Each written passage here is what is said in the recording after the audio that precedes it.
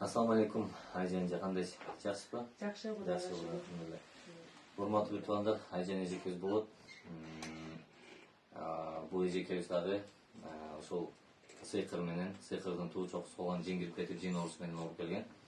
Алхамдулилла, бизге окутуп жүрүп, Рамазан айында Кудай таалам өзүнүн күчү менен Курандын кудуретине Алла шифа берип, жакшы болуп кетти.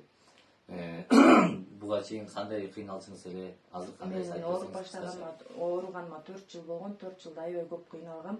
Көпчүлүккө чыксам эле кармап калчу, ыйлап, эсиме эметип жатып калчумун.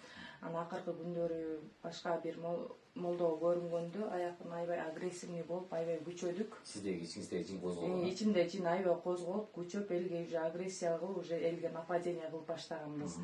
Анан ошо сизге келгенден кийин Кудайга шүгүр, жакшы болуп калдык. Кудайыма шүгүр, ыйман жолуна да түштүк, ыйманга да келдик шүгүр. Жол салып калдыңыз, намаз окуп калдыңыз. Элге аралашып, көпчүлүккө чыгып, мындай өзүмдү мындай башкача сезип калдым. Мурунку жашооңдогудай сезип калдым.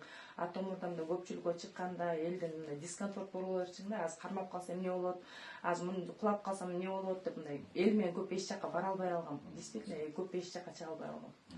Шүгүр. Намаз окуганда жакшы окуп атасыз. Намаз окуганда жакшы. Алла таалам шифа бергенден кийин бул эжекебиз Алла таалага да убада берген экен, хижаб кийип намаз окуйм деп. Алла таалам жолуңуз кут болсун, хижаб кийип намаз окуп. Алхамдулилла, Алла таалам мындан ары жин оору дегенден Кудай таалам сактасын. Үй бүлөңүз менен, бала чагаңыз менен бактылуу болуп жүрүңүздөр. Алла шифа берсин. Ассаламу алейкум. Сизге да Аллахым ыраазы болсун. Чоң рахмат. Амин.